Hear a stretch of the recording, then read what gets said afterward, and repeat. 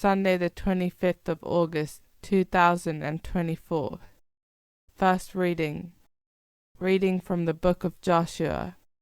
Joshua gathered all the tribes of Israel together at Shechem. Then he called the elders, leaders, judges, and scribes of Israel, and they presented themselves before God. Then Joshua said to all the people, "If you will not serve the Lord, choose today whom you wish to serve, whether the gods that your ancestors served beyond the river, or the gods of the Amorites in whose land you are now living. As for me and my house, we will serve the Lord." The people answered, "We have no intention of deserting the Lord and serving other gods. Was it not the Lord our God who brought us and our ancestors out of the land of Egypt, the house of slavery, who worked those great wonders before our eyes and preserved us all along the way we traveled and among all the peoples through whom we journeyed?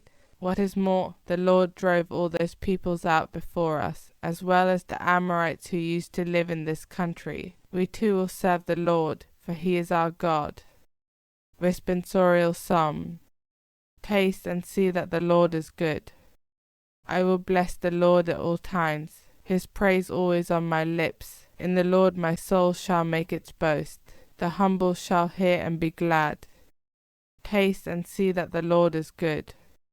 The Lord turns his face against the wicked, to destroy their remembrance from the earth.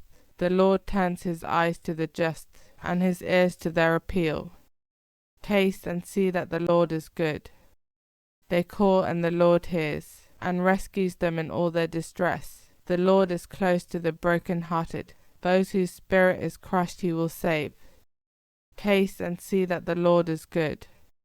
Many are the trials of the just man, but from them all the Lord will rescue him. He will keep guard over all his bones. Not one of his bones shall be broken.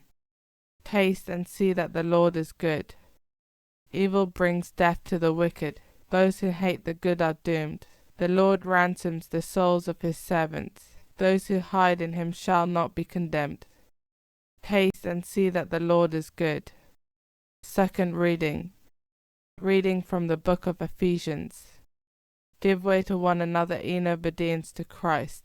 Wives should regard their husbands as they regard the Lord, since as Christ is head of the church and saves the whole body, so is a husband the head of his wife. And as the church submits to Christ, so should wives to their husbands in everything. Husbands should love their wives just as Christ loved the church and sacrificed himself for her to make her holy. He made her clean by washing her in water with a form of words, so that when he took her to himself she would be glorious, with no speck or wrinkle or anything like that, but holy and faultless. In the same way, husbands must love their wives as they love their own bodies. For a man to love his wife is for him to love himself.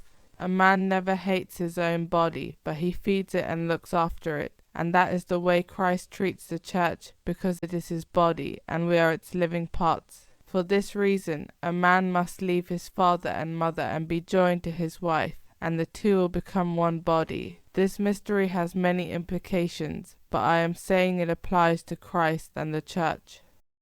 Gospel acclamation. Alleluia, alleluia. Your words are spirit, Lord, and they are life. You have the message of eternal life. Alleluia. Gospel. Reading from the book of John. After hearing his doctrine, many of the followers of Jesus said, "This is intolerable language. How could anyone accept it?" Jesus was aware that his followers were complaining about it and said, "Does this upset you? What if you should see the Son of Man ascend to where he was before? It is the Spirit that gives life. The flesh has nothing to offer. The words I have spoken to you are spirit, and they are life. But there are some of you who do not believe." For Jesus knew from the outset those who did not believe, and who it was that would betray him. He went on, "This is why I told you that no one could come to me unless the Father allows him." After this, many of his disciples left him and stopped going with him. Then Jesus said to the 12, "What about you? Do you want to go away too?" Simon Peter answered, "Lord, who shall we go to? You have the message of eternal life, and we believe. We know that you are the Holy One of God." Gospel of the Lord.